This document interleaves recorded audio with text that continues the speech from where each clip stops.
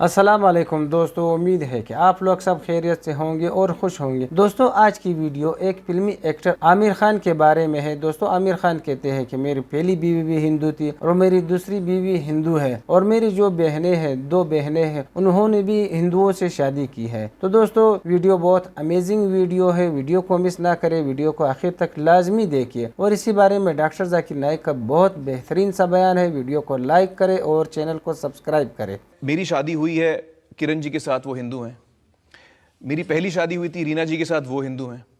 میری جو دو بہنیں، ایک بڑی بہن ہے ایک چھوٹی بہن ہے، دونوں کی شادی ہندوؤں سے ہوئی ہے، ان کے پتی دونوں ہندو ہیں۔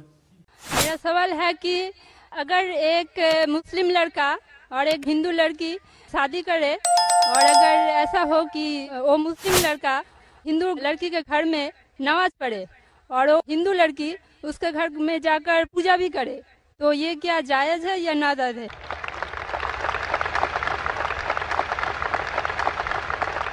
بہن کا اچھا سوال ہے کہ اگر ایک مسلمان لڑکا ہندو لڑکی سے شادی کرتا ہے تو کیا وہ مسلمان لڑکا ہندو کے گھر میں جا کے نماز پڑھ سکتا ہے، اور کیا وہ لڑکی مسلمان کے گھر میں پوجا کر سکتی کہ نہیں؟ سب سے پہلے کچھ شرائط ہے ہر چیز کے۔ آپ اگر گاڑی رکھیں گے اور گاڑی کا ایک پہیہ رکھیں گے، سائیکل کا ایک پہیہ رکھیں گے، ٹریکٹر کا، تو گاڑی چلیں گی کیا؟ نہیں چلے گی۔ یا چاروں سائیکل کر دو یا چاروں ٹریکٹر کر دو۔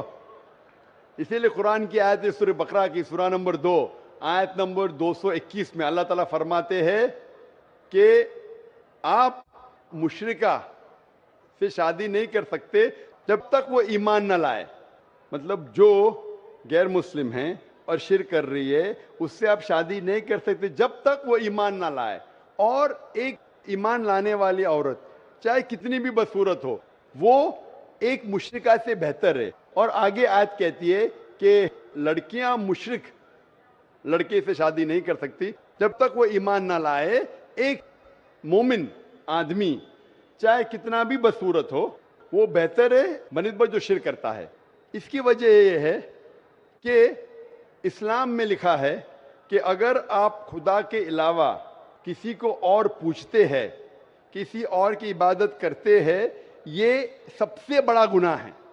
اور اللہ تعالیٰ فرماتے ہیں سورہ نساء میں سورہ نمبر 4 آیت نمبر 48 میں، اور سورہ نساء سورہ نمبر 4 آیت نمبر 116 میں، کہ اللہ سبحانہ و تعالیٰ اگر چاہے تو کوئی بھی گناہ کو معاف کر سکتا ہے، لیکن شرک کو کبھی نہیں معاف کرے گا۔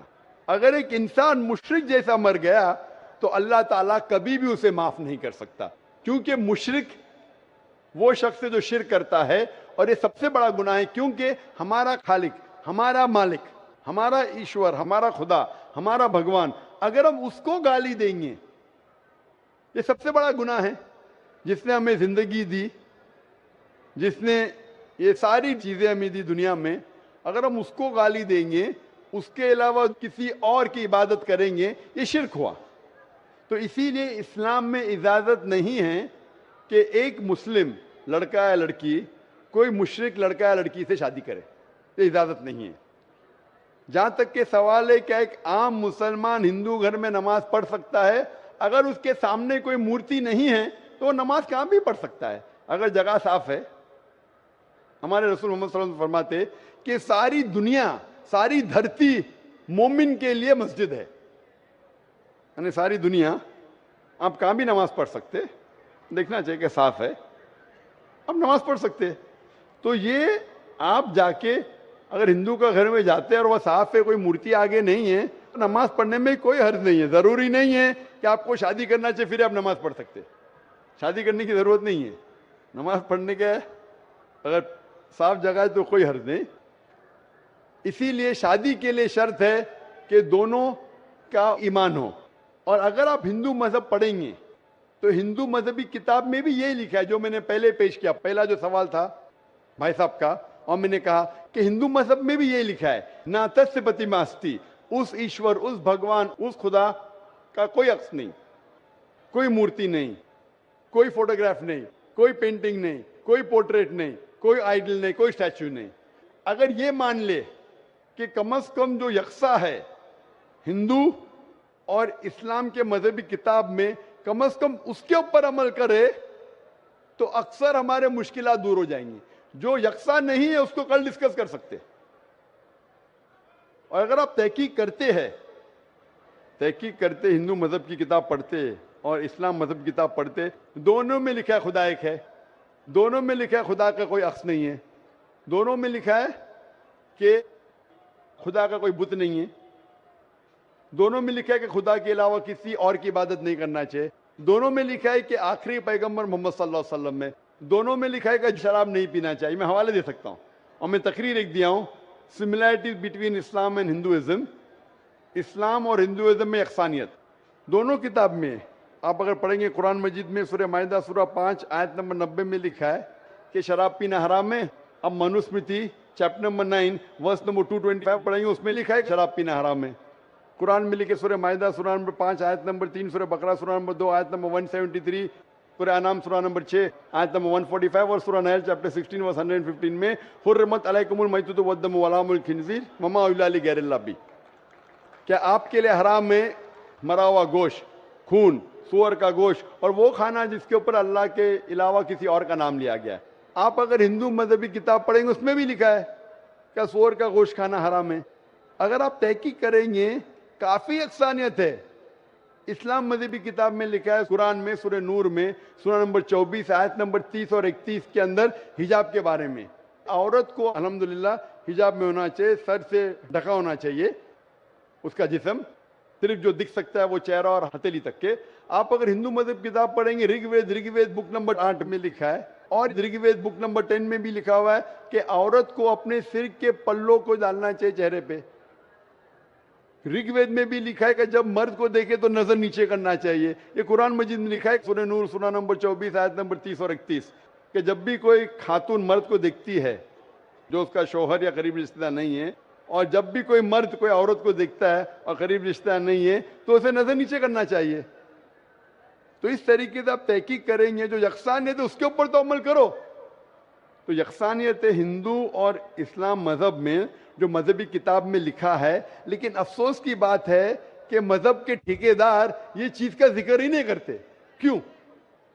اسی لیے میں حوالے دیتا ہوں. میں کوئی عالم نہیں ہوں, میں کوئی پنڈت نہیں ہوں, میں اپنے آپ کو طالب علم کہتا ہوں, لیکن میں ہمیشہ حوالہ دیتا ہوں.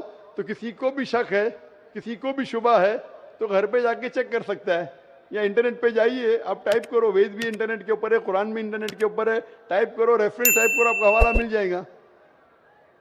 تو اسی لیے گاڑی چلنے کے لیے دونوں کا جو رولز اینڈ ریگولیشن ہے وہی ہونا چاہیے. اسی لیے دونوں لوگ مومن ہونا ضروری ہے.